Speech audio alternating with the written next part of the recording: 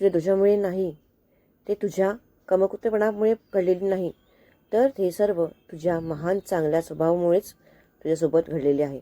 बाळा, तुझे हृदय खूप मोठे आहे, म्हणून हे स्वार्थी लोक तुझ्याकडे आकर्षित झाले. जे अंगण, जे घर उघडे ठेवते, तिथे वारंवार वाऱ्याबरोबर धुळी येतेच. जशी उजेडाकडे किडे धावत येतात, तशाचप्रमाणे दयाळू प्रेमळ मदतीला धावून जाणाऱ्या व्यक्तीकडे स्वार्थी लोक हे जास्त येतात. कारण त्यांना माहीत असते की ही व्यक्ती मला नाही म्हणणार नाही, ही व्यक्ती माझी मदत नक्कीच करेल, ही व्यक्ती मनाने चांगली आहे, या व्यक्तीचा सहज फायदा घेता येतो. बाळा, तुझे मन मोठे आहे, पण ते स्वार्थींच्या नजरेत वाईटपणा नाही. फक्त काही लोकांनी तुझ्या मोठेपणाचा वापर केला आणि हे सर्व तुझ्यासोबत घडले. कारण तुला या सर्व गोष्टींचा अनुभव घ्यायचा होता.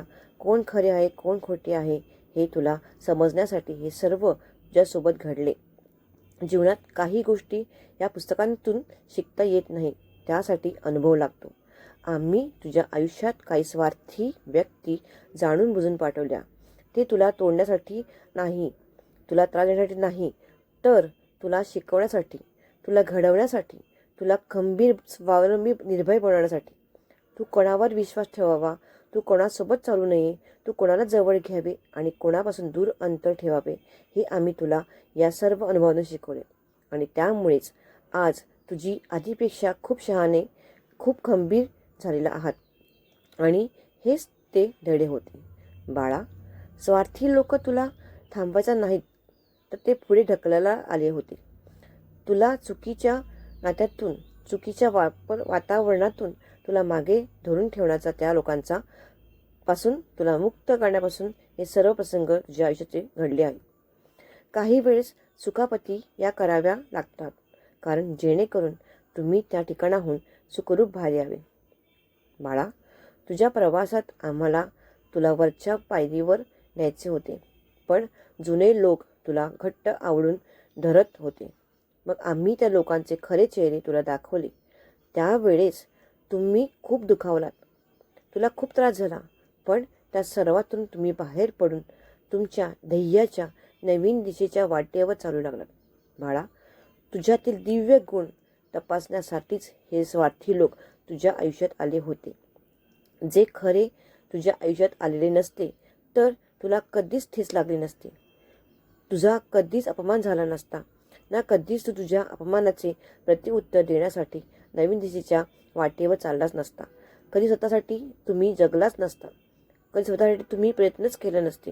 त्यामुळे जे काही होत असते, जे काही घडत असते, त्यात तुमचे कल्याणच लपलेले असते. त्यामुळे कधीच दुःखी, नाराज होऊ नका.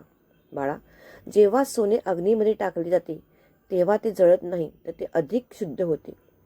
तुम्हीही तसे शुद्ध, चमकदार, तेजस्वी बनलेला आहात. म्हणूनच काही परीक्षांची आवश्यकताही असते, ती देखील तुमच्या कल्याणासाठीच. स्वार्थी लोकांनी त्यांनी घडवलेली आज तुम्ही पहिल्यापेक्षा जास्त हुशार, जास्त शांत, जास्त जागरूक झालेले आहात. हे तुमच्या स्वभावातील अगदी दिव्य बदल आहेत. बाळा, ज्यांनी तुझ्या कामापुरता वापर केला, ते आता तुझ्या आयुष्यातून निघून जात आहेत. कारण असे स्वार्थी लोक तुझ्या आयुष्यात कायमचे राहणारच नव्हते. त्यांचे काम झाले की ते निघून जाणारच होते. कारण त्यांच्या असण्याने तुझे आयुष्य दूषित असते. त्यामुळेच ती दूषित नातींच्या तुझ्या वाटेतून आम्ही हटवत आहोत. तू पाहिले असते की काही लोक अचानक तुझ्यापासून दूर गेले. काहींचा स्वभाव, त्यांचे वागणे हे बदलले. काही स्वतःहूनच निघून गेले, तर काहींना तुम्ही स्वतःहून सोडून दिले. आणि हे सर्व आपण होऊन घडलेले नाही, तर हे तुझ्या या आईनेच घडवलेले आहे. हे तुझे फक्त तुझ्यासाठी, तुझ्या कल्याणासाठी. आणि कारण आता तुझ्या आयुष्यात तुला उचलून धरणारे, तुला साथ देणारे, तुझ्या भावनांना आदर करणारे नवे दिव्य संबंध येणार आहेत. त्यामुळे बाळा, तू कोणतीही काळजी करू नकोस. तुझे आयुष्य तुझ्या त्या आईच्या हातात अगदी सुरक्षित आहे. त्यामुळे स्वतःला कधीच दोष देऊ नकोस. तू खूप त्रासात आहेस, हे लक्षात ठेव. त्यामुळे कोणतीही काळजी, चिंता करू नको. फक्त पूर्ण विश्वास ठेव, सर्व काही तुझे चांगले होणार. बाळा, तुझ्या या आईवर जर खरंच विश्वास असेल तर स्वामी माऊली लिहायला विसरू नकोस. बाळा, तुझे मन खूप स्वच्छ आहे, म्हणूनच तुला हे वाईट लोक ओळखायला, त्यांचा कपटपणा ओळखायला वेळ लागला. चांगली माणसे सर्वांनाच त्यांच्या स्वतःची चांगली समजतात. तुमची तसेच केले. तुला वाटले की तुम्ही ज्यांना मनापासून प्रेम दिले तेही लोक तुम्हाला असेच प्रेम करतील, पण असे काही नाही झाले. तुला फक्त गरजेपुरतं आठवतात. गरज संपली की ते बदलतात आणि तुला कटू वाटते. पण ही तुला आमची शिकवणच होती. पण आता तुम्ही जागे झाला आहात, त्यामुळे आता तुझा पुढचा प्रवास खूप सुंदर होणार आहे. बाळा, आता तू पुरेसा अनुभव घेतला आहेस. आता तुला लोकांची नजर, त्यांचे वाईट शब्द, त्यांची वाईट वागणूक सर्व काही समजायला लागलेले आहे. आता तुम्ही कोणालाही जवळ घेण्याआधी दोनदा विचार करता आणि ते हे खूप योग्य आणि चांगले आहे.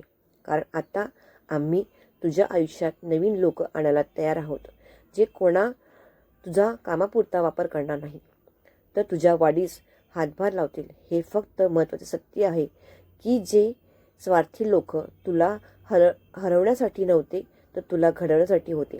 बाळा, लक्षात ठेव, ज्या लोकांनी तुला दुखावले, ते तुझ्यावर हसले, ज्यांनी तुझ्या साध्यापणाचा गैरफायदा घेतला, ते तुझे कधीच होऊ शकले नाहीत. उलट त्यांनी तुझ्या व्यक्तिमत्वाचा नवीन बळ दिले. ते तुझ्या प्रगतीतील परीक्षक होते. आता खरी माणसे, खरी मित्र, खरी नाती तुझ्याकडे येण्याचा मार्गावर आहेत. त्यामुळे तू स्वतःला कधी दोष देऊ नकोस. तुला स्वार्थी लोक भेटले कारण ते तुझे मन खूप सुंदर आहे. पण आता मी तुझ्या आयुष्यात नवीन चांगलं, प्रेमळ आणि सकारात्मक आकाश उघडत आहे. पण तू हे सर्व सुंदर दिवस पाहणार आहेस. ज्यांनी तुला कामापुरता वापरले ते मागेच राहतील आणि तुझा प्रवास फक्त उजेडाकडे असेल. काळजी करू नकोस. फक्त तुम्ही विश्वास ठेव, साथ ठेव आणि आमचा आशीर्वाद नेहमी तुमच्यासोबत आहे. सर्व काही तुझे उत्तमच होणार. काळजी करू नकोस. विश्वास ठेव बाळा. तुझा आपल्यावर जर खरंच विश्वास असेल तर श्री स्वामी समर्थ लिहायला विसरू नको. श्री स्वामी समर्थ.